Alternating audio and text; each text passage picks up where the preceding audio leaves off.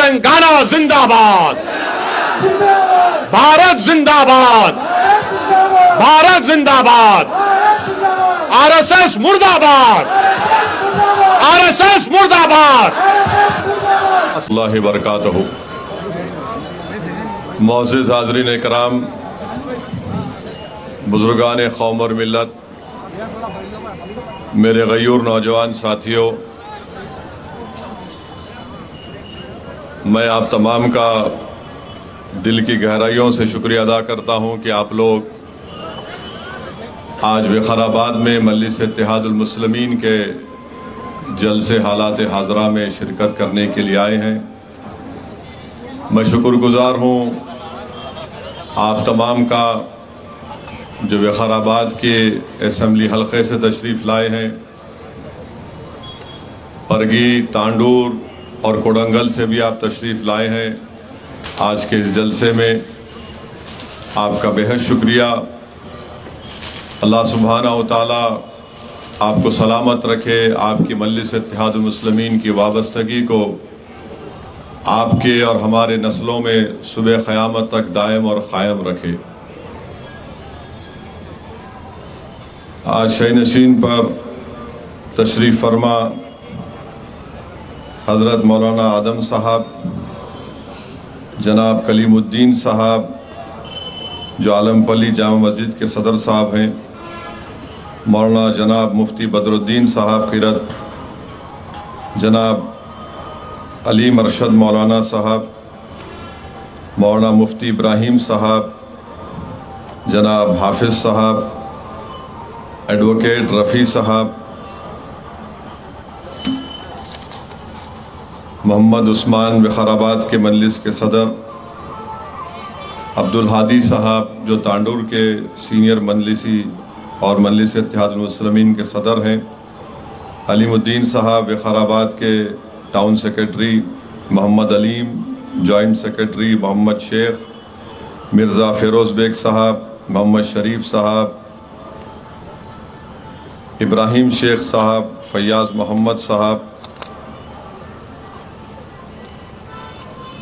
हमारे मोहम्मद अज़ीम कुरैशी साहब, मोइस कुरैशी साहब जो धारूर के मजलिस के सदर हैं, मोहम्मद शफ़ी साहब और तमाम मुअज़्ज़िज़ उलमाए कराम, मशाइख़ीन उज़्ज़ाम जो आज तशरीफ़ लाए हैं, मैं आपका शुक्रिया अदा करता हूँ। और मुझे यकीन है कि आज आप यहाँ से जब उठकर जाएंगे, इंशाअल्लाह ताला अल्लाह अपने फजल व करम से आपके दिलो दिमाग में एक ऐसी चीज़ को डालेगा जिसकी बुनियाद पर आप ना सिर्फ अपने लिए बल्कि अपनी आने वाली नस्लों के लिए, अपनी रियासत के लिए, आपके शहर और गांव के लिए एक अच्छा फ़ैसला लेंगे 30 नवंबर के दिन। अज़ीज़ दोस्तों और बुज़ुर्गों, मैं अपनी बात को कहने से पहले मैं ये कहना ज़रूरी समझता हूँ कि आज आप और हम यहाँ पर जमा ज़रूर हैं, तो हमको और आपको मिलकर जो फ़लस्तीन में फ़लस्तीनियों पर जुल्म हो रहा है उसकी हम तमाम को मज़म्मत करने की ज़रूरत है। आज फ़लस्तीन में पिछले 1 महीने से हम देख रहे हैं कि 10,000 से ज़्यादा लोगों को, फ़लस्तीनियों को इज़राइल ने उनको क़त्ल कर दिया, उनको ख़त्म कर दिया। आज गाज़ा में 7,000 बच्चों की मौत हो चुकी है। आज गाज़ा में करीब 3,000 के करीब ख़वातीन को ज़ालिम इज़राइल ने उनको ख़त्म कर दिया। आज गाज़ा में मेरे अज़ीज़ दोस्तों और बुज़ुर्गों, अभी कहा गया कि जलसे के बाद ताम का इंतज़ाम है, मगर मेरे भाई आज गाज़ा में उनके पास पीने को पानी नहीं है, खाने को खाना नहीं है, अस्पतालों में बिजली नहीं है, अस्पतालों में बेहोश करने की दवा नहीं है, ताकि वो ज़ख्मियों का इलाज कर सके। 10,000 बिल्डिंग्स पर जालिम इजराइल ने बमबारी करके 10,000 बिल्डिंग्स को बर्बाद कर दिया। अफसोस इस बात का है मेरे अजीज दोस्तों कि जो बिल्डिंगें बर्बाद इजराइल जालिम इजराइल ने किया, उन मासूम फ़लस्तीनियों के पास वो मशीनरी भी नहीं है जिससे वो बिल्डिंग के मलबे को हटा सके। उनको ये भी मैसर नहीं हो रहा है कि अपने मरने वालों की लाशों को लेकर वो कब्रिस्तान में दफन कर सके। मैंने ऐसे ऐसे नज़ारे दुनिया ने देखे कि एक बाप है, एक बहुत बड़ी बिल्डिंग गिरी हुई है और हाथ में हथौड़ी है, और हथौड़ी से उस बिल्डिंग जिसको इजराइल ने बमबारी करके गिरा दिया, उस बिल्डिंग के मलबे के पास जाकर रोते हुए अपनी बेटी का नाम पुकार रहा है, तो कभी अपने बेटे का नाम पुकार रहा है। ये तमाम दुनिया देख रही है, ख़ास तौर से मगरबी दुनिया जो बड़ी बड़ी बातें करती है हुकूक़ इंसानी के ताल्लुक़ से, मगर इजराइल नस्ल कशी कर रहा है फ़लस्तीनियों की। बेंयामिन नेतन्याहू एक वार क्रिमिनल है, एक जालिम है। बेंयामिन नेतन्याहू हिटलर की तारीख को दोहरा रहा है। आज दुनिया बैठकर तमाशा देख रही है, मगर कोई नहीं है जो इस जालिम इजराइल की इस बर्बरियत को रोक सके। मेरे अजीज दोस्तों और बुजुर्गों, कम से कम हम अपनी दुआओं में इन फ़लस्तीनियों के लिए दुआ फरमाएं। आज जब मैं आ रहा था तो मुझे हमारे एक दोस्त जो इन तमाम चीज़ों पर बहुत ज़्यादा नज़र रखते हैं, मुझे उन्होंने एक वीडियो भिजाया और कहा कि असद साहब, इजराइल ने गाज़ा में पानी बंद कर दिया तो अल्लाह ने वहाँ पर बारिश को नाजिल किया, और आप अंदाज़ा लगाइए कि जो बच्चे 10,000 बच्चे मर गए, और जो बच्चे बारिश जब होती है तो बच्चे उस बारिश में नाच रहे हैं। मेरे अजीज़ दोस्तों और बुज़ुर्गों, क़यामत बर्पा कर दी गई है मासूम फ़लस्तीनियों पर। ये तमाम मगरबी ममालिक के हाथ इन फ़लस्तीनियों के खून से रंगे हुए हैं, और मुझे यकीन है कि इनका खून रायगा नहीं जाएगा। अल्लाह सुब्हानहू व तआला उस मुबारक सरजमीन पर जो मासूम फ़लस्तीनियों का क़त्ल-ए-आम किया जा रहा है इजराइल की तरफ से, ज़रूर अल्लाह सुब्हानहू व तआला अपने फ़ैसले करेगा। और मुझे यकीन है कि फ़लस्तीनी अपने आज़ाद फ़लस्तीन मुल्क की लड़ाई को जारी रखेंगे। अगर मगरबी दुनिया और ये इजराइल ये समझता है कि इन गाज़ा के 21 लाख लोगों में से 10 लाख लोगों को आप बेघर कर देंगे, वो डर कर गाज़ा छोड़कर मिस्र के सीनाई के सहरा में चले जाएंगे, तो तुम्हारी गलत फहमी है। जब तक एक फ़लस्तीन का बच्चा जिंदा रहेगा, सुन लो, बेंयामिन नेतन्याहू और ज़ायनिस्ट तुम्हारे खिलाफ एहतजाज बुलंद करेगा, वो फ़लस्तीन का झंडा लहराएगा। और हम भी आज इस सरजमीन से फ़लस्तीनियों की तायीद करते हैं, उनके लिए दुआ करते हैं कि अल्लाह सुब्हानहू व तआला उन फ़लस्तीनियों की गैब से मदद फरमा दे। अल्लाह सुब्हानहू व तआला उन फ़लस्तीनियों की गैब से मदद फरमा दे। अल्लाह सुब्हानहू व तआला शाफ़ी है, अल्लाह सुब्हानहू व तआला ज़ख्मियों का इलाज करा दे। अल्लाह सुब्हानहू व तआला रज़्ज़ाक़ है, अल्लाह तो उनको रिज़्क़ पहुँचा दे। अल्लाह सुब्हानहू व तआला जब्बार है, या अल्लाह इन ज़ालिमों को तू देख ले। मेरे अजीज़ दोस्तों और बुज़ुर्गों, इस पूरी दुनिया में अगर कोई बहादुर कौम है तो उनका नाम फ़लस्तीनी है। वो 75 साल से अपने आज़ाद मुल्क के लिए लड़ रहे हैं। लाखों लाखों लोग बेघर हो गए। 75 साल में 2 लाख से करीब 2 लाख के करीब लोगों ने अपनी जानों को कुर्बान कर दिया। हमारे मुल्क में भी यहाँ पर गांधी ने कहा था कि अरब की ज़मीन अरबों के लिए, बरतानिया की ज़मीन अंग्रेज़ों के लिए, फ्रांस की ज़मीन फ्रांसीसी लोगों के लिए। हमेशा भारत ने, इंडिया ने फ़लस्तीनियों की तायीद की। आज भी हम उन फ़लस्तीनियों की तायीद करते हैं, हम मजम्मत करते हैं इज़राइल की बर्बरियत की। इज़राइल एक जालिम मुल्क है, इज़राइल एक जालिम मुल्क है जो मासूम फ़लस्तीनियों का कत्लेआम और नस्ल कशी कर रहा है। दूसरी अहम बात जो मैं आपको अर्ज़ करना चाहता हूँ मेरे अजीज़ दोस्तों और बुज़ुर्गों, आप जानते हैं कि तेलंगाना में असम्बली के इंतखाबात हैं और 30 नवंबर के दिन इंतखाबात के रायदही का दिन है। तो मेरी आप तमाम से अपील है कि आप लोग एक अच्छा फैसला लीजिए, आप लोग एक सही फैसला लीजिए ताकि तेलंगाना में जो पिछले 9.5 साल से जो एक अमन का माहौल है वो अमन का माहौल बरकरार रहे। यहाँ पर मजलिस की मुखालिफत में बहुत से लोग बहुत सी बातें करते हैं।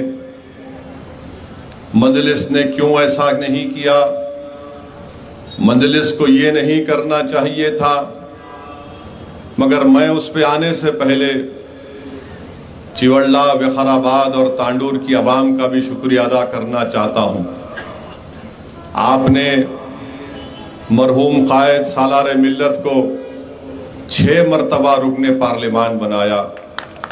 मैं आपका शुक्रिया अदा करना चाहता हूँ कि आपने मुझे 1 मरतबा अपनी खिदमत करने का मौका दिया। मेरे अजीज़ दोस्तों और बुज़ुर्गों, जो चिवड़ला, विकाराबाद और तांडूर की आवाम है, यकीन जानिए मैं आपको बहुत याद करता हूँ। मेरे पास अल्फाज नहीं है, आप लोगों की मोहब्बत का कैसे शुक्रिया अदा करूँ। मैं जानता हूँ मैं 96 के पार्लियामेंट इलेक्शन में सालार का इलेक्शन एजेंट था, मैं 98 के पार्लियामेंट इलेक्शन में सालार का इलेक्शन एजेंट था, 99 के 99 के पार्लियामेंट इलेक्शन में मैंने कैंपेन किया था।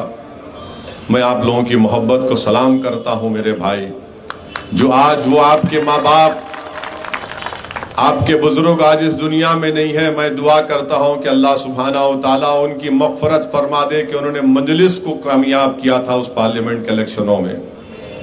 मैं जानता हूं मेरे भाई, पहली मरतबा जब सालार इलेक्शन लड़ रहे थे तो कैसे आपको वोट डालने से लोग रोक देते थे, गांव में आने नहीं दिया जाता था, मगर आप बहादुरी के साथ बेखौफ होकर मजलिस के हरे झंडे को लेकर जाते थे आरएसएस और बीजेपी के लोगों के सामने। मैं आपका शुक्रिया अदा करता हूं। मैं जानता हूं कि सालार को भी चिवड़ला, विकाराबाद, तांडूर की आवाम से बहुत मोहब्बत थी और मरहूम कायद को जिंदगी में पहली मरतबा अगर हार्ट अटैक हुआ और उसी के बाद उनकी सेहत खराब हुई तो तांडूर में कायद थे और वहां पर किसी काम के इनॉग्रेशन में सालार गए थे तो वहां पर सालार को हार्ट अटैक हुआ, वापिस लाया गया सालार को। तो सालार अच्छे होने के बाद मुझसे कहे कि जाओ तांडूर में जाकर जो मैं काम देखना चाह रहा था वो नहीं देख पाया मेरी सेहत की खराबी की बुनियाद पर।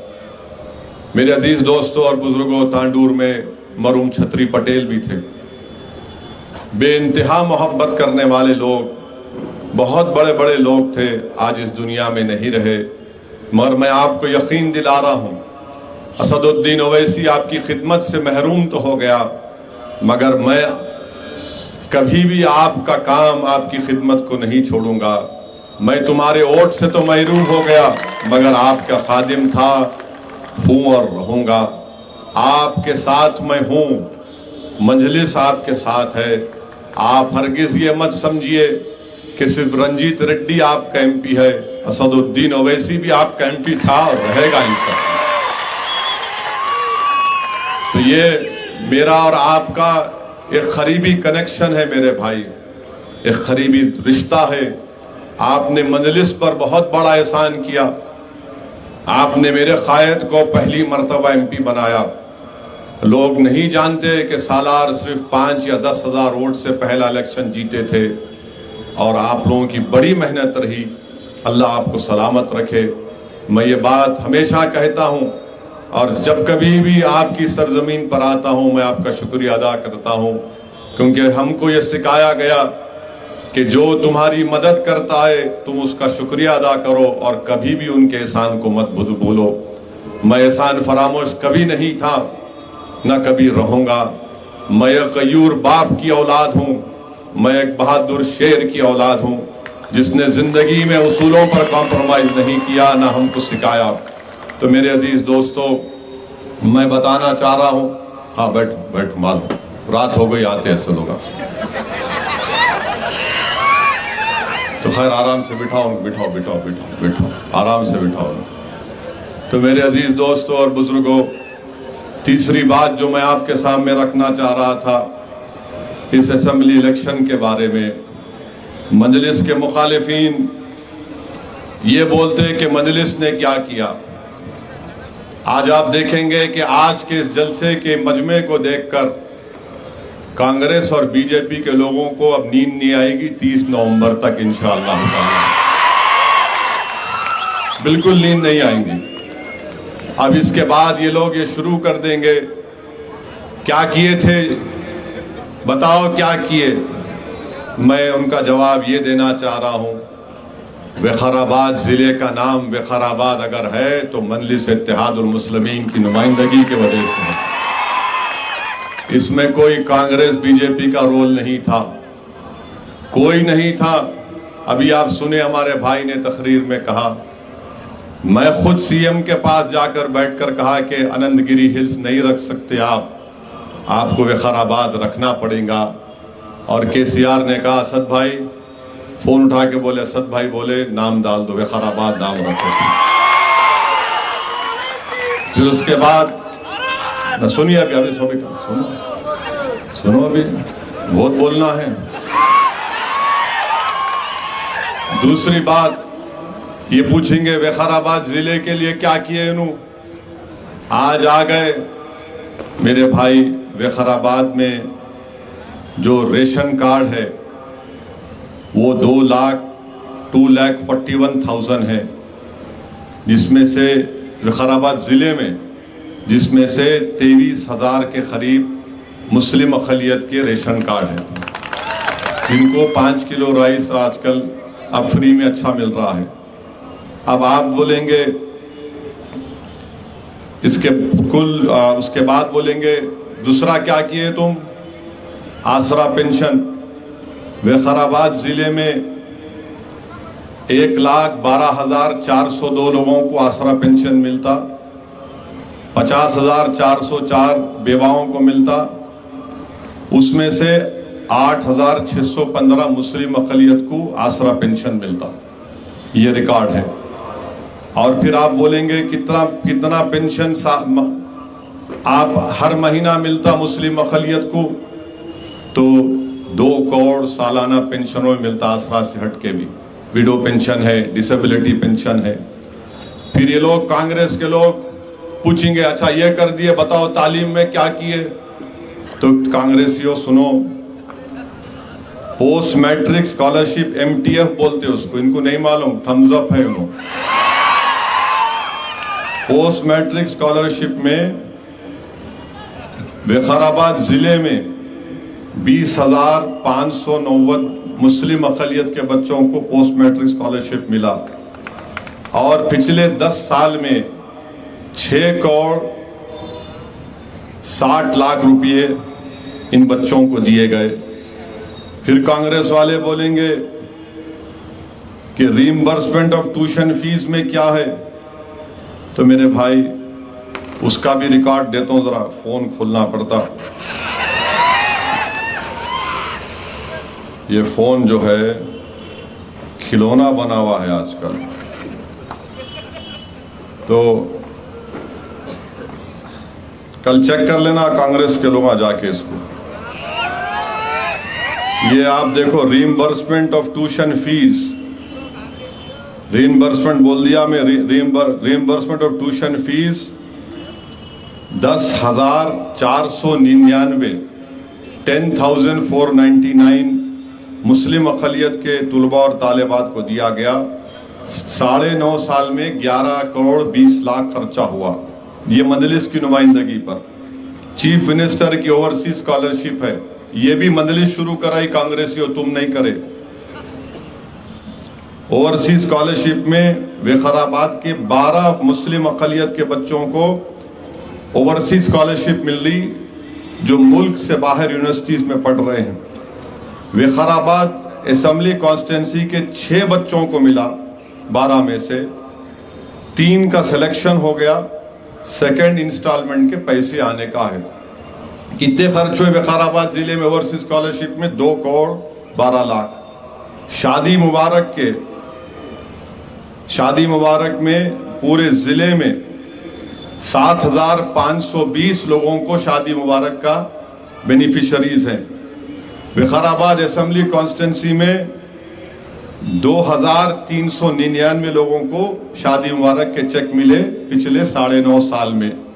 पूरे जिले में 60 करोड़ रुपये शादी मुबारक में दिए गए और विकाराबाद के असेंबली कॉन्स्टिट्यूंसी में 19 करोड़ रुपये दिए गए। अब कांग्रेस वालों, अब तुमको तो दवा भी काम नहीं करेगी, सच्चाई बयान कर रहा हूं। फिर आप ये भी बता रहा हूं आपको, इन्हों बोलते मंजलिस क्या किए, अकबरुद्दीन ओवैसी असेंबली में क्या किए। तो सुनो आप, पूरे तेलंगाना का बोल रहा हूं आपको। अब मैं, हमारे मीडिया वाले जरा लिखो, जरा आपको मसाला देता हूं मैं, जबरदस्त देता हूं इंशाल्लाह। आपको मैं मायूस नहीं भिजाने वाला हूं, मगर ये भी जबरदस्त है। देखो, पूरे तेलंगाना में पोस्ट MTF बोलते पोस्ट मैट्रिक स्कॉलरशिप को 9.5 साल में मजलिस की नुमाइंदगी पर मामू की हुकूमत 474 करोड़ खर्चा किए। कितने बेनिफिशियरीज है? 14,27,714। विकाराबाद का बोल दिया आपको मैं। रीइंबर्समेंट ऑफ ट्यूशन फीस पूरे तेलंगाना में 1,748। कितने बेनिफिशियरीज को मिला? इसमें करीब 1 लाख के ऊपर लोगों को मिला। प्री मैट्रिक स्कॉलरशिप जो लेफ्ट ओवर थी वो 21 करोड़ रुपये खर्चा हुए। CM ओवरसीज स्कॉलरशिप में 492 करोड़। कितने मुस्लिम अक़लियत के बच्चे लंदन, अमेरिका, बरतानिया में पढ़ रहे हैं यूनिवर्सिटीज में 2 साल के कोर्स में? 3,224। मजाक नहीं है भाई, गरीब खानदान के बच्चे बच्चियां 3,224 मंजलिस के अकबरुद्दीन ओवैसी ने असेंबली में खड़े होकर लड़ा था, हुकूमत ने मंजूरी दी। आपके शिवारेड्डी पेट पे टेमरिस का स्कूल है।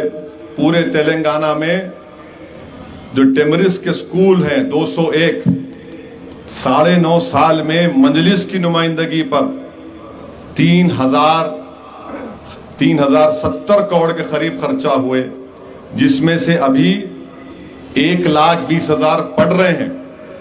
बच्चियों का स्कूल हॉस्टल अलग, बच्चों का अलग, और 80,000 9.5 साल में पढ़ के निकल गए।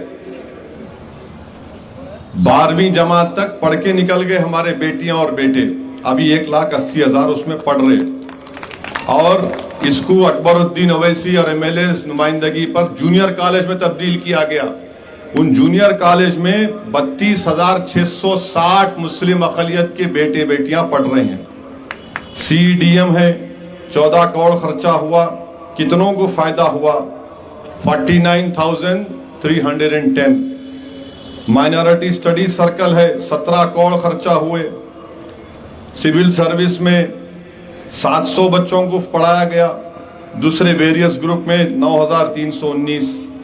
पूरे तेलंगाना में शादी मुबारक के जो 9.5 साल में मामू खर्चा किए वो 2,340 करोड़। कितने लोगों को शादी मुबारक के चेक मिले पूरे तेलंगाना में? 2,76,225। ये रिकॉर्ड है। इमाम मौज़म 316 करोड़ रुपए इमाम मौज़म के ऊपर खर्चा किए गए हैं। अब 17,000 इमाम मौज़म को ऑनरेरियम महाना मिलेगा, करीब 9,900। फिर आप इसमें वफ की गारंटी नेट है, दावत इफ्तार है, रैतु बीमा है, उसमें भी मुस्लिम अक़लियत को शेयर मिला है। अब कांग्रेस वाले बोलेंगे अच्छा ये तो बताओ कितनों को फायदा हुआ इससे, पूछेंगे उनके आरएसएस अन्ना।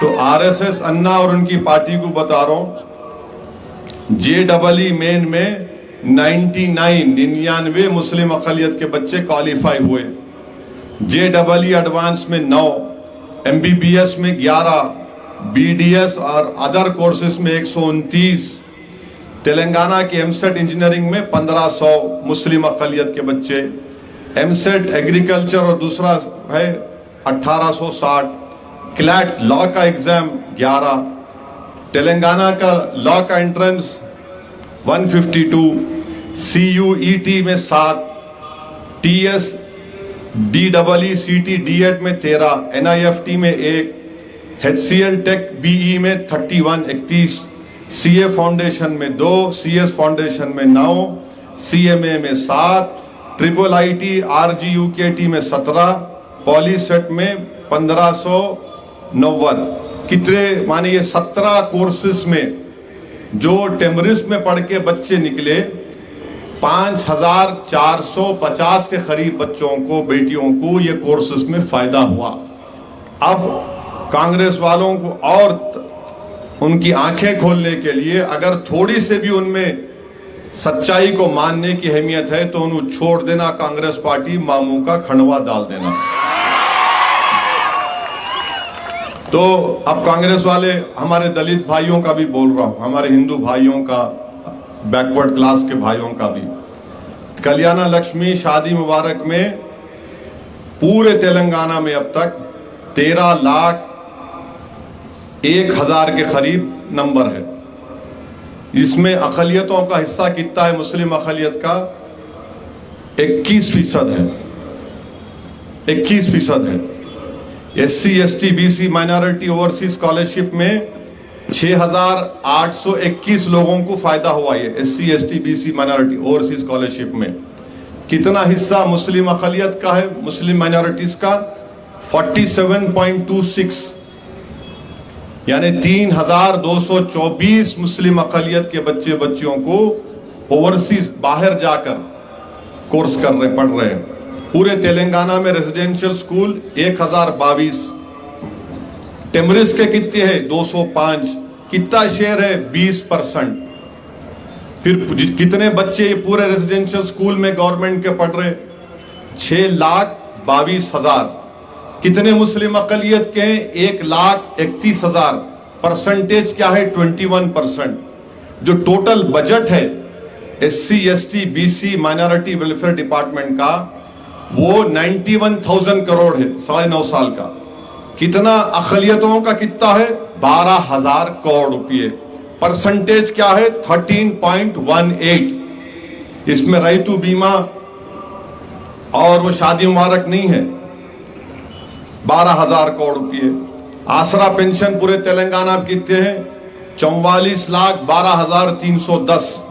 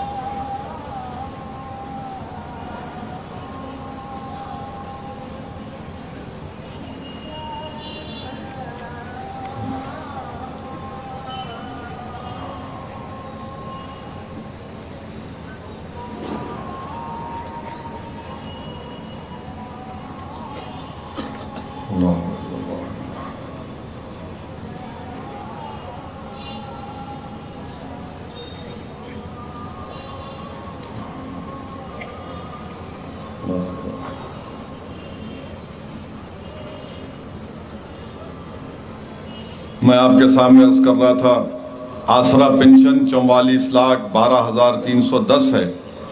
मुस्लिम अक़लियत का शेयर उसमें 11% है, माने करीब 4,90,000 के करीब है। उसको बढ़ना चाहिए।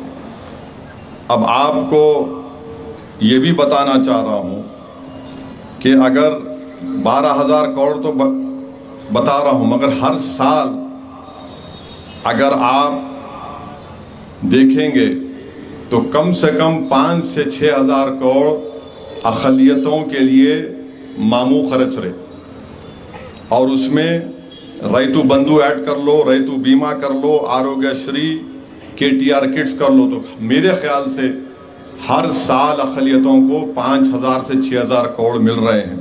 और कांग्रेस बात कर रही है 4,000 करोड़ की। यहाँ तो मामू सालाना 5,000 6,000 करोड़ दे रहे कांग्रेसियों। और मैं आपसे वादा कर रहा हूँ कि इंशाअल्लाह ताला इलेक्शन के बाद हम KCR के पास जाएंगे और जाकर उनसे कहेंगे कि 5 से 6,000 काफ़ी नहीं है, कम से कम अब 8 से 10,000 करोड़, और इंशाअल्लाह ये हम करा के रहेंगे। क्योंकि मजलिस जो बात बोलती, मजलिस उस काम को करा भी देती है। अब हम क्या करना चाह रहे हैं हम आपको बताएंगे। हमारा डिमांड ये है कि टिम्बरिस के ये 200 जूनियर कॉलेजेस को बढ़ाकर 300 करना और 300 डिग्री कॉलेज में भी तब्दील होना, ये क्योंकि हमारे बच्चों को डिग्री कॉलेज में तकलीफ हो रही। फिर टीचर्स का जो नोटिफिकेशन आया उर्दू मीडियम का, उसको डिरिजर्व कराना पड़ेगा। और फिर उर्दू कम से कम तेलंगाना में 500 नए उर्दू स्कूल्स को खोलना। इस सिलसिले में इंशाअल्लाह ताला मजलिस इत्तेहादुल मुस्लिमीन पूरी तरीके से कोशिश कर रही है। और फिर विकाराबाद के लिए पालमरू का लिफ्ट इरिगेशन का स्कीम है। मुझे यकीन है कि जब पानी आएगा तो इब्राहिमपट्टनम, महेश्वरम और विकाराबाद की आवाम को इससे बहुत बड़ा फ़ायदा होगा। तो मेरे अजीज़ दोस्तों और बुज़ुर्गों, ये मजलिस इत्तेहादुल मुस्लिमीन की नुमाइंदगी पर ये पूरे काम करवाए गए। और इसमें आप देख रहे हैं कि मजलिस के 7 MLA हैं, तो मजलिस ने हुकूमत पर दबाव डालकर इन तमाम कामों को करवाया। तो मेरी आपसे गुजारिश यही है कि 30 नवंबर के दिन आप एक अच्छा फैसला करिए। अब हमारे विकाराबाद के जो मसले हैं, हम चाहेंगे कि मामू ज़रा इसका नोट ले लेना। जितने मामू के लोग यहाँ पर है जाके सुनाओ उनको कि हम विकाराबाद में, शिवारेड्डी पेट में, गंगारम में, आलमपल्ली में, वहाँ पर खबरस्तान की दीवारों का मसला है। एक उर्दू घर लर्निंग सेंटर है, पैसे देना है। मोमिन पेट के शादी खाने का ज़मीन का मामला पेंडिंग है। जूनियर कॉलेज मोमिन पेट में होना, और इंशाअल्लाह ताला टेकुलापल्ली में उर्दू मीडियम स्कूल की कंपाउंड वॉल होगी। विकाराबाद टाउन में शादी खाने का 1 एकड़ और देना है, लेके रहेंगे। कब्रस्तान विकाराबाद टाउन में 2 एकड़ और देना है, देना पड़ेगा, नहीं तो फिर खबर बनेंगी। Urdu medium inter Urdu college में स्टाफ की ज़रूरत है, नहीं दिए स्टाफ तो फिर हम तुमको सबक सिखाएंगे। और फिर degree college Urdu medium Vikarabad town में ज़रूरत है, और मरपल्ली में डिग्री कॉलेज उर्दू मीडियम की ज़रूरत है। ये हमारे विकाराबाद के मसाइल हैं। मैं आपसे वादा कर रहा हूँ कि मैं खुद इसके पीछे पड़ूंगा। और हम हमारे जो रंजीत रेड्डी साहब MP है उनको भी बोलेंगे ये सेमीफाइनल है, ये सेमीफाइनल है। फाइनल कब होगा? मार्च में होगा। तो रंजीत रेड्डी साहब, ये सेमीफाइनल तो इंशाअल्लाह ताला जीत जाएंगे आप। फाइनल शुरू होने से पहले आप ये जितने हम ये आपको कितने 8, 9, 10 काम बताए, जरा काम शुरू होना उसमें, तो दिल्ली जाने का रास्ता आसान हो जाता। सही है ना भाई? आप मुतमईन है? दिल्ली जाने का रास्ता आसान हो जाता। हम भी आसानी चाह रहे आपके वास्ते। छोटे मोटे स्पीड ब्रेकर आएंगे, बीजेपी कांग्रेस अन्ना भी आएंगे, अपने आरएसएस अन्ना उनका नाम। तो ये हमारे मुतालेबात हैं। हमारे रफ़ी भाई थोड़ा बोलो, हाँ थोड़ा बोलो आप। रफ़ी भाई जो है अपनी जवानी की फोटो दिखाए मेरे को, यानी अभी भी जवान है माशाल्लाह। घर को जाना है वापिस उनको, मेरे को भी। तो उन्होंने सालार के गुलपोशी कर रहे थे, वो फोटो दिखाए। अल्लाह आपको अच्छा रखे रफ़ी भाई, बहुत शुक्रिया। मगर ज़रा ये बता दो आप, मैं जो बोला सो मैं पहुंच जाती होंगे सब हमारे दोस्तां पूरे, पुलिस के भी है, बहुत से लोग हैं, हर एक रहते, बीजेपी के भी होंगे, आरएसएस अन्ना के भी होंगे, छुप के बैठे होंगे, उनको लाइव सुना रहे होंगे। असद साहब ऐसा बोले, असद साहब ये बोले। खैर मेरे भाई, अब मसाला दे रहा हूं आपको, सुनो। हमारे मीडिया वाले बहुत दूर से आए, क्या बोलते हैं क्यों बोल के।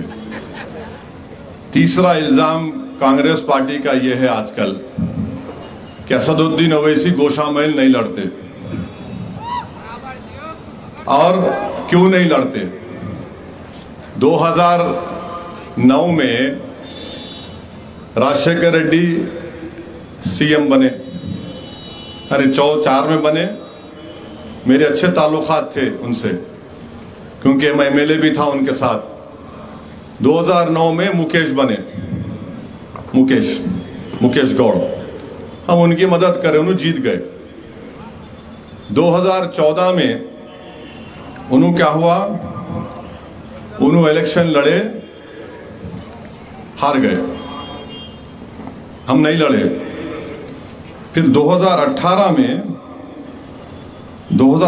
में क्या हुआ मैं आपको बोलता हूं, वो भी फोन खोलना पड़ता जरा। तो 2018 में क्या हुआ, गोशा महल में हम नहीं लड़े। अब ये आरएसएस अन्ना जो है, जुम्मा 8 दिन हुआ सियासत में आके, इन्हों पहले थे आरएसएस में। कांग्रेस के जो मौजूदा सदर है, उन्होंने पहले थे आरएसएस में। उन्होंने अपनी बचपने से अपने 22-23 साल की उम्र तक आरएसएस की चड्डी पहन के लट फिराते थे। बाद में 3-4 साल पहले आरएसएस वाले बोले भाई 90 साल बहुत चड्डी पहन ली, अब पैंट पहनेंगे। मगर इन्हों चड्डी पहन के लट फिराए। तो 2018 में क्या हुआ, गोशा महल में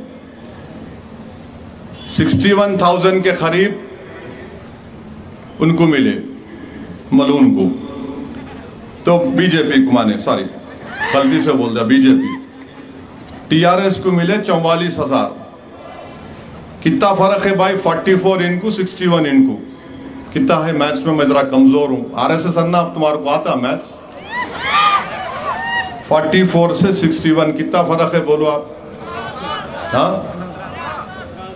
17,000 का फर्क है ना। कांग्रेस कितने वोट ली? सही बोले अम्मा, वोट चाल 26,322 कांग्रेस ली। अरे मेरे को, मेरे पीछे पड़ गए। तुम ले रहे, उसको जिता रहे, तुम डील कर लिए, यहां पे हम काटते, एलबी नगर में मेरे को एमपी बना दो। 26,000 तुम लिए, 44,000 कांग्रेस ली, और मित्रों की पार्टी 61,000 ली। तुम क्या कान में, हमको समझ रहे हमारे कान में फूल है, बोलने पे आए तो तुम क्या, तुम्हारे बाप भी सामने नहीं ठहरते मेरे। अब आप हमारे को बोलना नहीं ठहरते वहां पे। अरे तेरे को जिताए थे ना 2009 में मुकेश को, 2014 में मुकेश को कोशिश करे, 2018 में तुम खड़े हो गए, बोल भी रहा था मत खड़े रहो, तुम खड़े होकर वोट काटे। नहीं, असद साहब के कॉन्स्टिट्यूंसी में हो, असद साहब के कॉन्स्टिट्यूंसी में बहुत लोग आए, असद साहब के कॉन्स्टिट्यूंसी में नेहरू जू भी है, क्या करूं मैं। असद साहब के कॉन्स्टिट्यूंसी में चार मीनार भी है, हमारे बुजुर्ग बनाए सो है, किले गोलकुंडा भी है, 400 साल पुरानी मंदिर मेरे कॉन्स्टिट्यूंसी में है, 400 साल पुरानी, किसको भी नहीं मालूम। ये हैदराबाद है, इसकी खूबसूरती है, मालूम ना मालूम बस अपने दखनीय कहावत है, दीवाने उठे सर को मुस्सल लपटे बोलते, इसका हाल वही है। न करे। अब आप सुनो, इल्जाम लगाते इनके राहुल गांधी, क्या है नहीं मालूम उन्हें मेरे को, मगर एक बात याद रखो, कभी अकेले नहीं रहना दुनिया में, समझे ना, हमेशा घर में कोई रहना। जिसके घर में कोई नहीं रहता उन्हें ऐसी निकलता, बेबहरा बोलते रहता, बगा बोलो बोलो बोलो, कुछ तो ही बोलो। दोनों को जोड़ा है मुल्क में, दोनों को है ही नहीं, कोई भी नहीं है। अब आके पूरा अंदर घर का फ्रस्ट्रेशन अकेलेपन का हमारे पे निकालते दोनों। कोई रहे ना बाबा, देखो कितना हंस रहे आप लोग, पूरे शादीशुदा है ना, हंस रहे। घर को गए तो हंस सकते, नहीं हंस सकते ना, तो आप हंस रहे बाहर हूं तो आके हम पे गुस्सा निकालते। तो मालूम हुआ कि अकेलापन इंसान के लिए ठीक नहीं है। रहना, कोई तो रहना, कुछ भी नहीं है। अब इनको मैं दिख गया मरद, मेरे पीछे पड़े हुए। एक तरफ मोदी बोलते ओवैसी के हाथ में स्टेयरिंग, अमित शाह आके बोलते हम मुस्लिम रिजर्वेशन खत्म कर देंगे ओवैसी। इनका वो बंडी, जिसकी बंडी का टायर हम पंक्चर कर दिए, वो बोलता कि मैं ओल्ड सिटी पे सर्जिकल स्ट्राइक करता हूं। अरे क्या बाप की जागीर है? हाँ, अब इनू तो चौथा आ गए राहुल गांधी, MIM पैसे लेती हूं, ऐसा। अरे मैं बोला मियाँ ये गर्दन के रगा फट जाएंगे आराम से, पैसे लिए बोलो। अरे वो बेचारा हमारा साबिका विक्रम क्या भट्टी विक्रमा, उन्हें तर्जुमा कर रहे, उसको पुकार, उन्हें भी सुनता, और इतने गुस्से में बोल रहे आप। अब इनका जवाब क्या है राहुल गांधी का? मैं 2004 से 2012 तक डॉक्टर मनमोहन सिंह की हुकूमत की तायीद करा। राहुल गांधी जब तुम दोबारा तेलंगाना को आएंगे, मैं तुमको चैलेंज कर रहा हूं, तुम बोलो कितने पैसे दिए थे मेरे को, तुम बोलना तेलंगाना की आवाम में, बोलना आकर कितने पैसे मेरे को दिए, और तुम्हारे कहने प्रूफ है तो वो भी दे दो। 2008 में न्यूक्लियर डील हुई थी, 2008 में, अब आपको नई बात करो, 2008 में न्यूक्लियर डील हुई थी, उसका नो कॉन्फिडेंस का मोशन था, तो रात में एक बहुत बड़े कांग्रेस के लीडर मेरे पास आए थे, आके बोले रात के 12 बजे, मैं जल्दी सोने वाला आदमी हूं, सुबह उठना पड़ता ना अपने को तौबा करने के लिए, जल्दी सो जाते अपन, में काम रहा तो रात भर जागते, नहीं रहा तो बोलते नको रे भाई, ज्यादा जागे तो फिर उन्हें शुरुआत है घर में जो है, जल्दी अपना फायदा है, कोई काम नहीं डालो, बिस्मिल्लाहिर्रहमानिर्रहीम दुआ करना, अल्लाह तो फैतल कुर्सी पढ़ना, सो जाना राइट साइड पे। मैं सो गया, रात के 12 बजे हमारा राजू अभी भी है मेरे दिल्ली में घर में मार रहा। अरे मतलब क्या हुआ भाई, क्या तो भी हुआ सर, वो कोई आए बड़े आदमी। अरे मतलब सुने मेरे को, नहीं सर नहीं जाते बोल रहे, मैं बुलाया वो बड़े आदमी को, मतलब क्या है जनाब, ये कोई तरीका है रात के 12:30 बजे? तो मेरे को बोले जरा आइए गाड़ी में। अरे मतलब मैं ये 12:30 बजे रात को गाड़ी में तुम्हारी क्या करूं? 1 मिनट आओ आप। गया मैं, गाड़ी में कौन बैठे थे मालूम आपको? नागर कर्नूल के TRS के MP थे, नागर कर्नूल के एक टीआरएस के एमपी थे डॉक्टर साहब, और एक तिरुपति का एक एमपी था टीडीपी का। वो दोनों गाड़ी में बैठे थे। मेरे को बोले असद साहब आपकी जो सीट है ये लोग आपके बाजू बैठते थे, इनको डर हो रहा बीजेपी वालों से, खाली आपके बाजू बैठते। मतलब मेरे बाजू कहीं क्यों बैठते भाई? नहीं साहब बोल, दोनों बोले असद अन्ना तुम्हारे बाजू बैठ जाते। अरे मतलब 12:30 बजे रात को मेरे बाजू बैठ रहे। नहीं सुबह में, मतलब अच्छी बात है। अब सुबह में मैं सो गया, सुबह गया, मेरे बाजू बिठा लिया उन लोगों को। कितने पैसे दिए थे मेरे को? सुबह जाके वोट डाला, मैं तकरीर किया। मैं ये राहुल गांधी भी बैठे थे, उनकी वालदा भी बैठी हुई थी, डॉक्टर मनमोहन सिंह भी बैठे हुए थे। 4 मिनट की तकरीर में बीजेपी वालों को पूरा धो दिया अल्हम्दुलिल्लाह। उस वक्त मैं ये बोला कि अगर भारत के फेवर में न्यूक्लियर डील है तो भारत के मुसलमानों को भी फायदा है। बोला इनू कौन अडवाणी, रथ यात्रा निकालने वाला जो मुल्क में बर्बादी लेकर आया, तू हमारे को बोलते। कम्युनिस्ट पार्टी के लोग अडवाणी के साथ थे, अब इनके साथ वो कौन सा है, IND अलायंस में है। कौन कितने पैसे दिए राहुल गांधी, तुम मेरे को बोलो। दूसरे दिन डॉक्टर मनमोहन सिंह सबका शुक्रिया अदा करने को घर पे बुलाए चाय पे, और डॉक्टर मनमोहन सिंह अब उनके मुंह से गलती से निकल गया ओवैसी का जबरदस्त स्पीच दिए।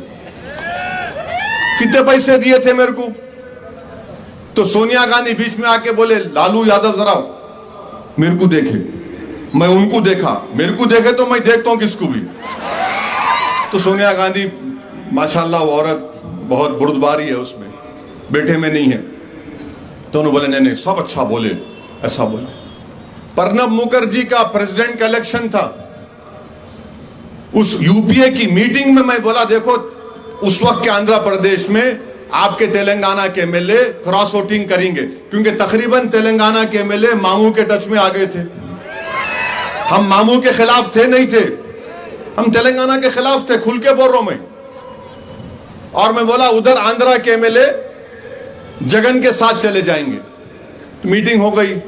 अहमद भाई मरहूम अल्लाह उनकी मगफरत करे, मेरे को आके बोले जरा मैडम और डॉक्टर साहब आपको रुको बोल रहे। मैं बोला मेरे को रुक जा। अब अचानक मेरे सामने आए, आके बोले नहीं कुछ करना पड़ेगा आपको। मैं सर को हाथ लगा लिया, बोला मैं कुछ भी नहीं कर सकता। जगन को आप लोग जेल में डाले, मैं नहीं डाला। आप जगन को आप बोलो, नहीं आप बोलना, आपका दोस्त है, आपके राजशेखर रेड्डी से अच्छे ताल्लुकात थे, आप जाके बोलो। और फिर मेरे को क्या बोले, हम विजय बोल के नहीं बोलना। मैं ये क्या मतलब? खैर मैं गया, जगन से मिला। जगन बहुत नाराज थे, चंचोड़ा जेल में। आप पूछना जगन से कभी, मीडिया वाले समय बोला बोल के। जगन मोहन रेड्डी आधे घंटे तक नहीं आए जेल में। मैं बैठा हुआ हूं सुप्रिटेंडेंट से, देखते चेहरा उसका। अब उन्हें मेरे को देख रहा, उन्होंने आते बोल रहे, मिला नहीं बोलो, मैं मिलने आया।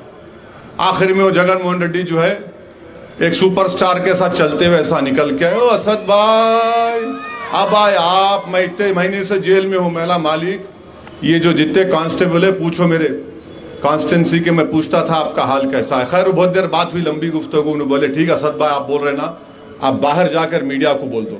मेरा गलती मैं नहीं करता, आप खुद बोलो अपनी पार्टी से। और मैं बोला कल प्रणब मुखर्जी आ रहे। तो जगन बोले कि क्या मेरी अम्मा से मिल सकते क्या? मेरा बिल्कुल, आप रिकॉर्ड उठाकर देखो उस दिन का अखबार में, हजरत गूगल पे जाओ। प्रणब मुखर्जी हैदराबाद उतर के जाके जगन मोहन रेड्डी के वालदा से मिले, पैसे दिए थे मेरे को। अरे तुम लोगों को जरा शर्म है? तुम मेरे को पैसों से खरीद सकते? क्या पैसे क्या माने रखते मेरे लिए? क्या मैं क्या अल्लाह नहीं दिया मेरे को? अल्लाह मेरे को बहुत दिया।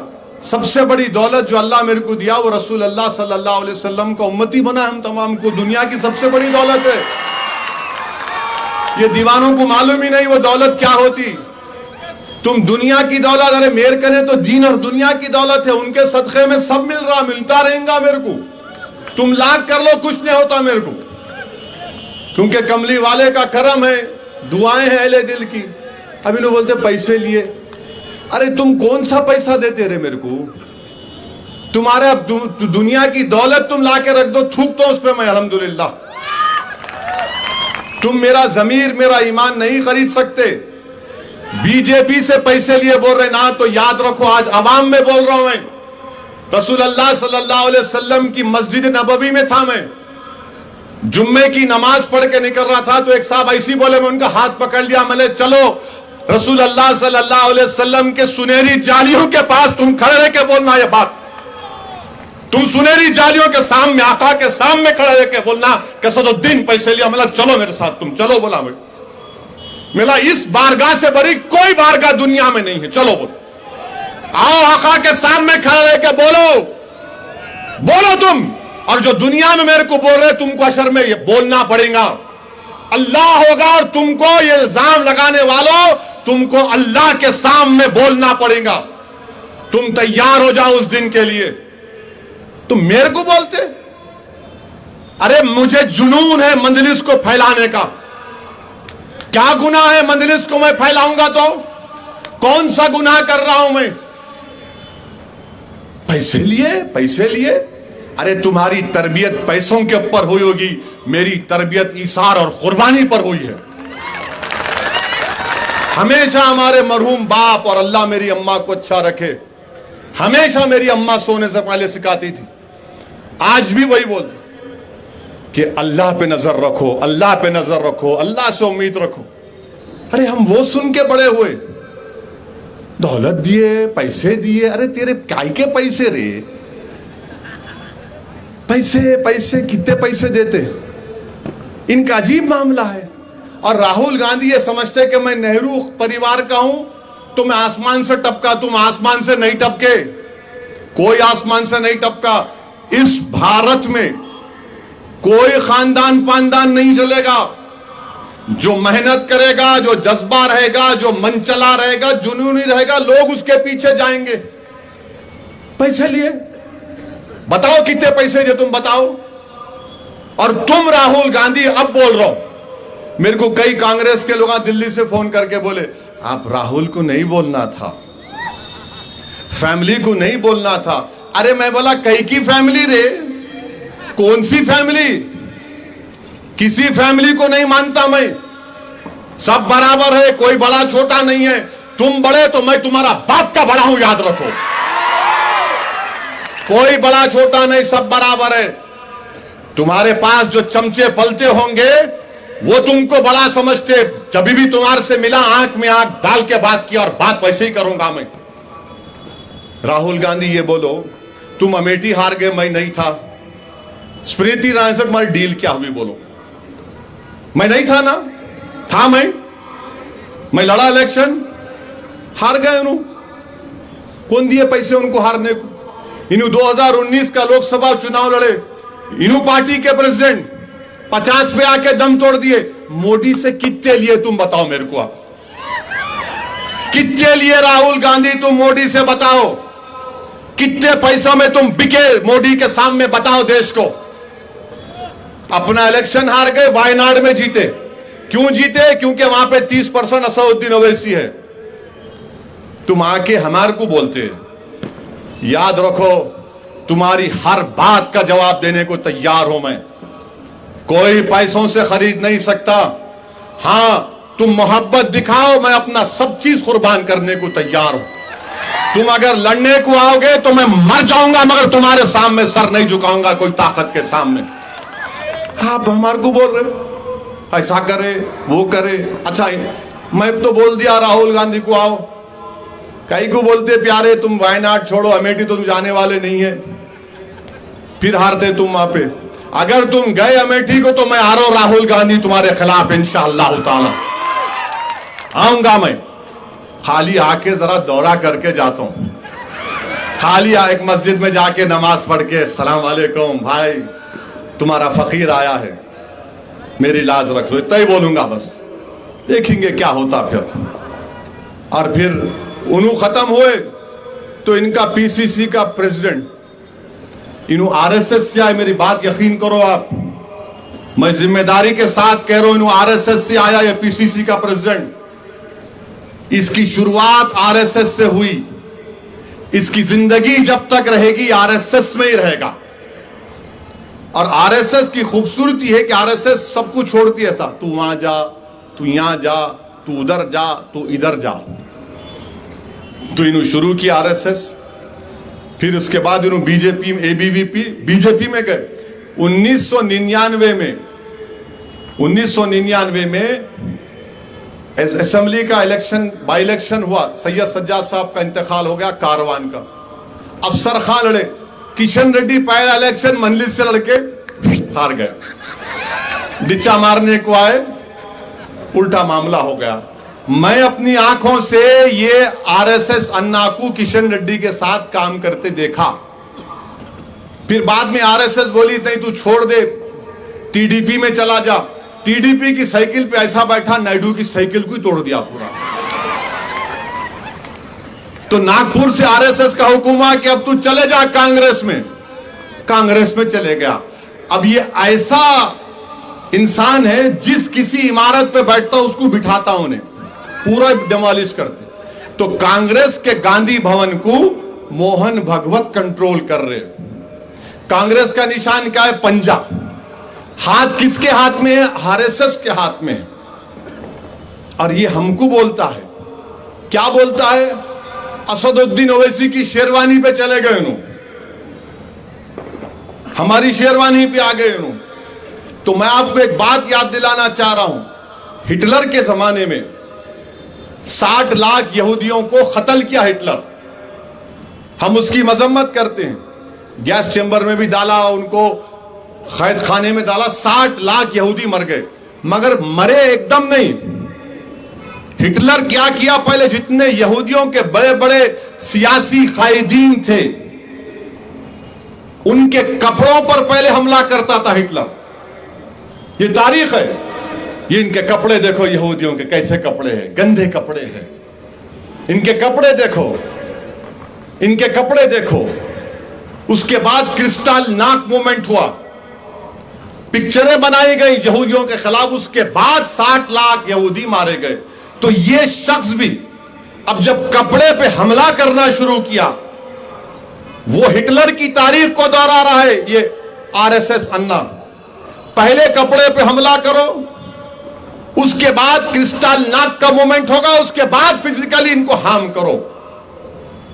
इसकी जहनियत, नफरत इसके जबान पे आ ही गई। तो उसको असदुद्दीन ओवैसी से नफरत तो दिखा रहा है, मगर नफरत है हर शेरवानी, कुर्ता पैजामा, टोपी और दाढ़ी रखने वाले से। इसको नफरत जबान पे अल्लाह ला ही दिया, अल्लाह इसको एक्सपोज कर दिया। असदुद्दीन ओवैसी को नहीं इसने कहा, बल्कि आप तमाम को इसने पैगाम दिया कि जैसा हिटलर ने पहले जबान से कपड़ों पर हमला किया, उसके बाद जिस्मानी हमले शुरू हुए। अब क्या भारत में ट्रेनों में दाढ़ी देखकर गोली नहीं मारी जा रही है? देखा नहीं आपने जयपुर के एक्सप्रेस में रेलवे प्रोटेक्शन का ऑफिसर नाम पूछ के गोली मार दिया 3 लोगों को। दाढ़ी रखने पर नहीं मारा जाता, सर पे टोपी पहनने वालों को नहीं मारा जाता, बुर्खा पहनने वालों को नहीं मारा जाता, गाली नहीं दी जाती, गोश्त का कारोबार करने को मारने वालों को पीटा नहीं जाता। ये उसी पूरा सिलसिले की एक कड़ी है। ये चाहिए है कांग्रेस तेलंगाना में आज। इसकी जबान से जो निकलता है असदुद्दीन ओवैसी के बारे में, वो आप तमाम तक मैं पहुंचा रहा हूं, वही उसकी इरादे हैं। यह है असल खेल आरएसएस का, यह है असल खेल कांग्रेस का। आप अंदाजा लगा लो, मेरी बात का यकीन करो आप खुदा के लिए, इसके दिल में नफरत भरी हुई है, इसीलिए ये इस तरह की वाहियात बातें करता है। और शेरवानी पे जब तुम आ गए, आरएसएस अन्ना, शेरवानी का दूसरा नाम परेशानी भी है। इंदिरा गांधी दारुसलाम को आई थी शिवशंकर साहब के इलेक्शन के लिए। इंदिरा गांधी शेरवानी पहनने वाले मेरे कायद सालार के बाजू बैठी थी आरएसएस अन्ना। अच्छा, इन्हें खुद, ये कांग्रेस का सदर खुद जब बल्दिया के इलेक्शन हैदराबाद में हो रहे थे, इसका वीडियो है, हजरत गूगल पे जाओ, आप यूट्यूब पे जाओ। असद भाई हमको छोड़ दो, जहां आप लड़ रहे वहां वोट ले लो, जहां आप नहीं हमको वोट दो। जब तेरे को याद नहीं आई शेरवानी, आपको जब याद नहीं आया, मेरे भाई ये इनका मसला है, एहतियात करिए इन लोगों से। अभी इख्तिदार में नहीं है तो ये काम कर रहे हैं, इनकी जबान इनके नापाक अजाइम को बयान कर रही है, इनकी जबान इनकी सोच आपको बोल रही है कि ये मुस्तकबिल में हमको परेशान और तबाह बर्बाद भी कर सकते हैं। क्या आप भूल गए 2013 में तांडूर में क्रिकेट मैच हुआ था, फसाद हुआ नहीं हुआ? हादी किसकी हुकूमत थी? किरण कुमार रेड्डी की थी। अब बोलते गोशा महल क्यों नहीं लड़े, वो तो बोल दिया। अब आप मेरा मजलिस का इखलास सुनो। हादी यहां बैठे हुए हैं, हादी मेरे सामने आके रोए, साहब तांडूर लड़ना है, बहुत जिद्दी आदमी हादी, आपको अंदाजा नहीं है, आखिरी जिद्दी है। माने आप दीवार को तोड़ सकते, इसको नहीं तोड़ सकते आप, बहुत जिद्दी आदमी है। नहीं साहब लड़ना है साहब, नहीं छोड़ता साहब, मैं आपके घर में बैठ जाता हूं। 4 घंटे 3 घंटे 2 मरतबा फोनों पे तंग करना, और इनको जुनून है रात में फोन करते हैं, क्योंकि मेरे घर में है, मैं जल्दी सो जाता हूं।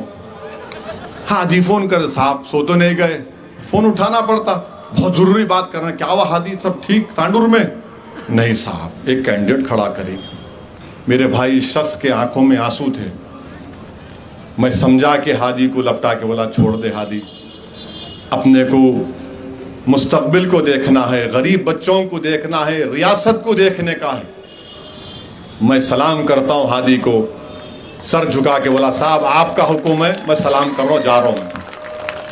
अब आप और एक बात सुनो, ये गोशा महल में तो बता दिया, निजामाबाद की सीट, निजामाबाद की सीट में मेरे 16 कॉर्पोरेटर है मजलिस के। कितने? 16। डिप्टी मेयर मजलिस का, डिप्टी मेयर मजलिस का मेयर, और टीआरएस के कितने? 12 या 13 है, हमारे 15 या 16 है, 2 को ऑप्शन है। निजामाबाद की पूरी टीम 6.5 घंटे मेरे घर में बैठे, जिसमें हमारे जाबिर साहब भी, भैंसा के चेयरमैन, 6.5 घंटे बातचीत हुई। मैं उनको समझाया, मियां देखो आरएसएस को कामयाब होने नहीं देने का है। आरएसएस को कहा, वो लोग जिद पे थे, नहीं साहब आप समझो, आप समझो साहब, आप आ जाओ, खाली निजामाबाद को आप 2 बार आओ साहब, 2 पैदल दौरे करो, पूरा खत्म कर देंगे, सब माहौल अच्छा हो जाता। 6.5 घंटे मैं समझाया। मेरे भाई इदरीस की आंखों में आंसू थे, मेरा छोटा भाई है इदरीस, डिप्टी मेयर, अल्लाह उसको सलामत रखे। शकील मेरा सदर, छोटी सूरत कर लिया, ठीक है साहब आपका फैसला है, मगर हमारे को तकलीफ है। मेरा जाबिर 45 साल का हमारा रुकन जाबिर, मैं बचपने से जाबिर साहब को भैंसे में देख रहा हूं। एक नहीं 10 मरतबा जाबिर जेल को गया, पुलिस मारी उसको। एक नहीं कई मरतबा जाबिर को पुलिस मारी उस जमाने में, 1980 के दहे में। आंख में आंसू जाबिर के थे, क्योंकि जाबिर भी लड़ना चाह रहे थे, इदरीस भी लड़ना चाह रहे थे।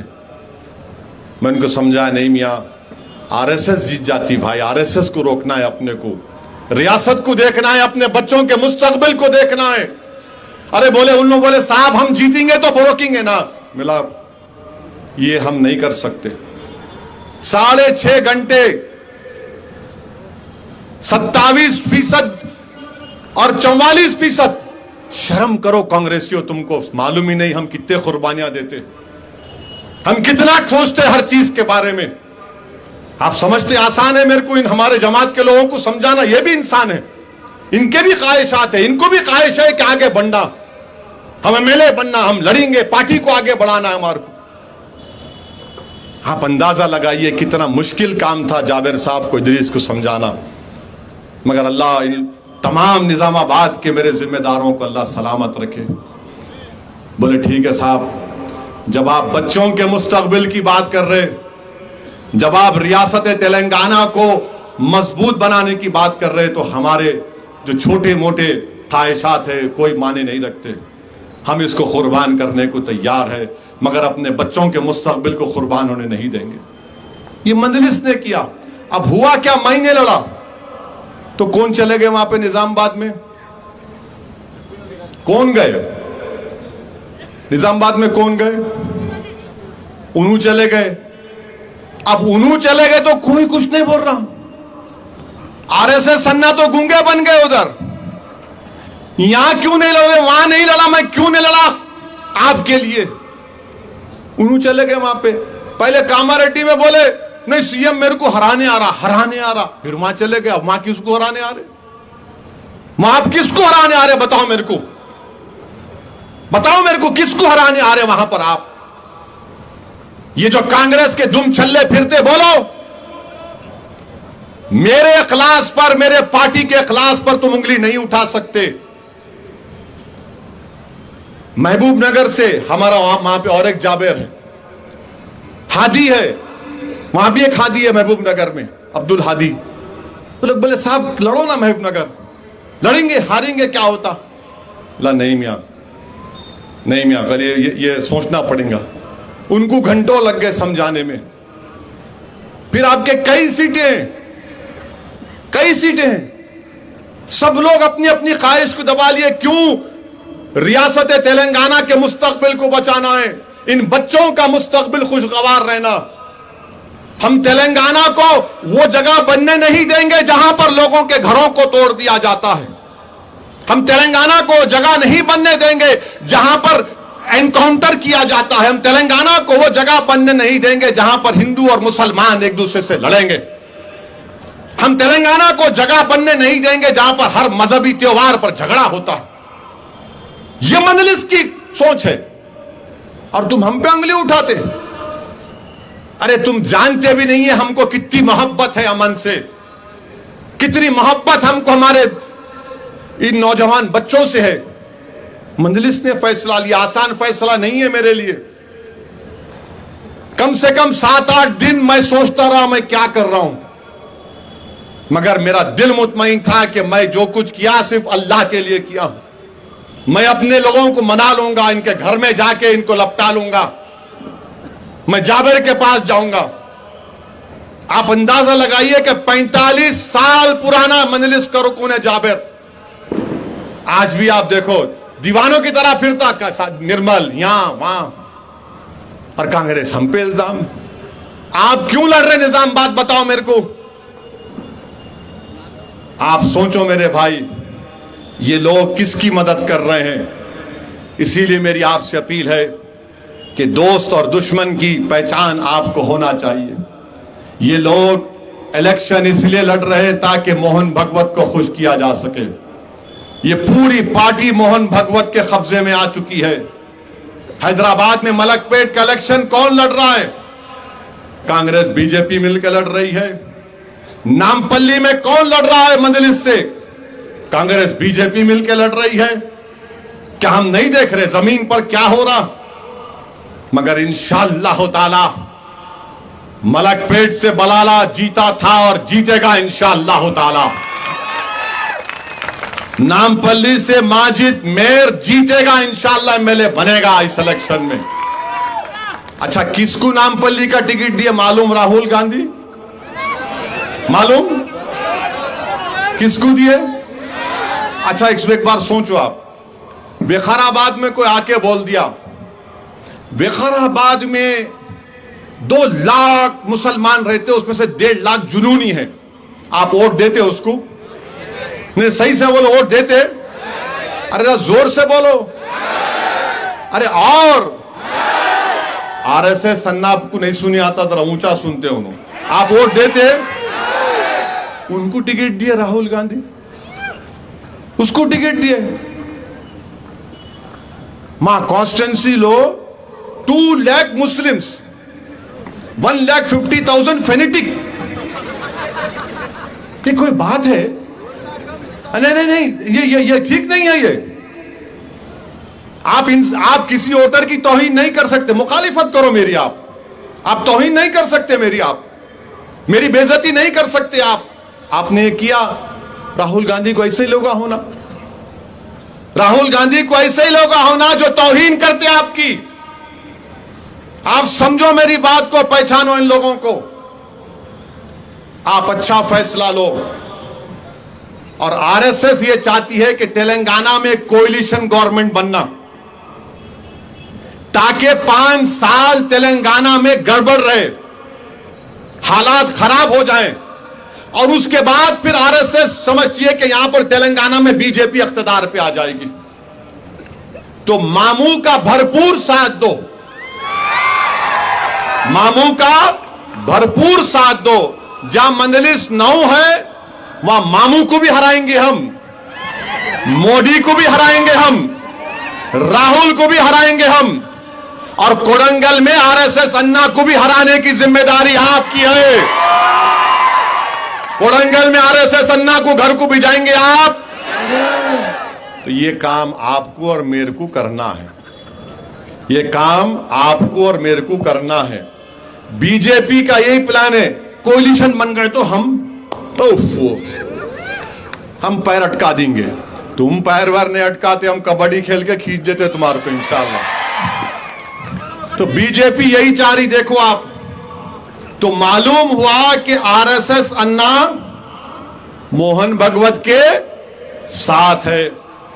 आरएसएस अन्ना को कंट्रोल मोहन भगवत कर रहा है, और कांग्रेस आरएसएस की, कांग्रेस, जोर से बोलो भाई,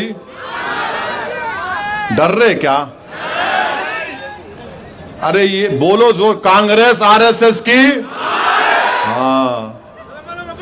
हाँ वो छोड़ दो तो मालूम।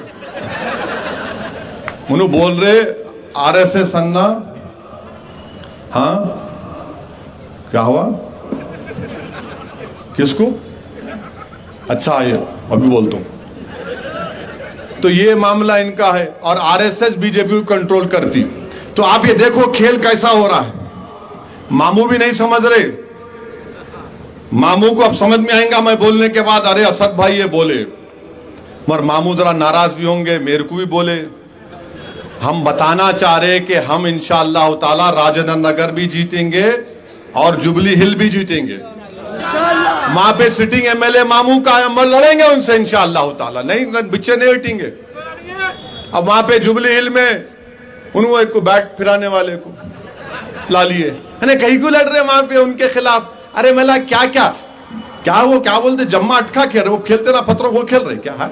इलेक्शन है ये, लड़ना पड़ता। और क्या क्या करो, मैं छोड़ दिया ना सब चीजें।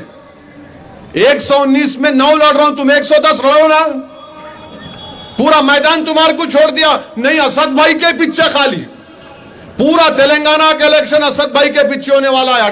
28 तारीख तक मोदी अमित शाह खाली हमारे पीछे। अच्छा, कांग्रेस पार्टी में क्या है भाई? हाँ बोल दिया ना, जूनियर कॉलेज ग्रेवयार्ड कोडंगल का है ना, वो भी होगा। अब पूरा इलेक्शन मेरे पीछे। अब आप देखो, मोदी आएंगे उन्हों भी वही, अमित शाह आएंगे उन्हों वही, अब राहुल भी आएंगे उन्हों भी वही। मैं आपको बताना यह चाह रहा हूं कि इस मामले को आप लोगों को संजीदगी से गौर करना है। मैं हर चीज को आपके सामने खोल खोल कर बयान कर दिया हूं। अब आप ये देखो कि ये, और एक बात बोलते ये कांग्रेस के लोग, कर्नाटका मॉडल, मेरे भाई 80% गरीब बच्चों की स्कॉलरशिप कांग्रेस खत्म कर दी वहां पर। अब कांग्रेस में आज नोटिफिकेशन है, कांग्रेस में जो कर्नाटका में जो पब्लिक सर्विस एग्जामिनेशन का नोटिफिकेशन है, उसमें लिखा हुआ है कि हिजाब पहन के कोई भी एग्जाम नहीं लिख सकते। बोलो कांग्रेस, आरएसएस अन्ना बोलो, राहुल बोलो। जब मैं हिजाब के खिलाफ उत्तर प्रदेश के इलेक्शन में बोल रहा था तो यही कांग्रेसी बोल रहे थे ओवैसी इसको चुनाव का मुद्दा बना रहा है। मैं ये कहा कि चुनाव का मुद्दा नहीं है, ये आरएसएस का मुद्दा है। आज आप देखो कांग्रेस की हुकूमत है और ये लोग अपने ही हुकूमत में आज नोटिफिकेशन निकाल दिए कि हिजाब पहन के आप कॉम्पिटिटिव एग्जाम स्टेट का नहीं लिख सकते। बोलो क्यों नहीं कर सकते? क्या तेलंगाना में किसी को हिजाब पहनने से रोका गया? आप बोलिए किसी को रोका गया? कर्नाटका में हो रहा है, कर्नाटका में हो रहा है। अच्छा, कर्नाटका के इलेक्शन के दौरान ये कांग्रेसियां नहीं बोले थे बजरंग दल पे बैन, बोले थे ना? अब कहां गया बैन? वो याद रखिए, कांग्रेस आरएसएस की मां है। इसीलिए मैं बोला कि नए मामू से अच्छे नकटे मामू। तो मामू का साथ दीजिए, मामू को कामयाब करिए। उनमें भी कई खामियां हैं, मैं नहीं बोल रहा हूं कि खामियां नहीं है उनमें। हमको उन खामियों को दूर करना है, हमको लड़ना है उनसे। मगर ये और एक बात याद रखिए, जहां जिस रियासत में दो कांग्रेस और बीजेपी रहेगी वहां पे आपकी कोई इज्जत नहीं है, वहां पे आपकी कोई अहमियत नहीं है, आपको कोई पलट के पूछता भी नहीं। यहां पर तीसरा एक इलाकाई पार्टी है मामू की, इसीलिए बैलेंस ऑफ पावर, तवाजुन क़ुव्वत आपके पास है, आपके पास है, दलित भाइयों के पास है, आदिवासी गरीबों के पास है। दो प्लेयर रहेंगे तो दोनों चाहते कि तीसरा ना रहे, और हमारा काम यह है कि तीसरे को रखना। तीनों लड़े तो आप बैठ के देखना, समझे? मरना दो रहेंगे तो दोनों मिलके हमारे पीछे पड़ जाते, तीन रहे तो तीन दोनों को टैकल करता। और मामू बहुत काबिल है, मामू को देखो अब यूं करते, यूं करे कि मतलब उन्हों मसल रहे। अब मामू उस पर नाराज होंगे, मगर तीन रहना याद रखो आप। दो रहे तो परेशानी है, तीन बीवियों की नहीं बात कर रहा हूं, ना दो की बात कर रहा हूं, मैं बोल रहा हूं दो प्लेयर रहे तो परेशानी, तीन रहना। चौथा तो आपका खादिम है, चौथा तो आपका खादिम असदुद्दीन ओवैसी है। आखिरी ओवर में जाके पावर हिटिंग, मार छक्का, मार, और गेम ओवर पूरा। तो आरएसएस अन्ना अब पावर बैटिंग शुरू हुई है। अब आपको मालूम होगा, मक्खी के शहद के बुट्ठे को उंगली करना, मंजलिस को जाके उंगली नहीं करना था तुम। अब हम तुम्हारे पीछे पड़ गए। खैर बहरहाल मेरी आपसे एक ही गुजारिश है कि 30 नवंबर के दिन जहां पे मजलिस का उम्मीदवार नहीं है, वहां पे मजलिस ने फैसला लिया है कि आप मामू का साथ दीजिए, कोalition गवर्नमेंट मत बनने दीजिए। मजलिस का फायदा हो सकता है, मगर मैं अपने फायदे को देख के निजामाबाद की सीट नहीं छोड़ा। मैं आपके फायदे के लिए निजामाबाद की सीट को छोड़ा हूं। मैं आपके बच्चों के मुस्तकबिल को देखकर आरएसएस के बढ़ते हुए खत्मों को रोकने के लिए मैं अपने आप को 9 सीट तक महदूद कर दिया।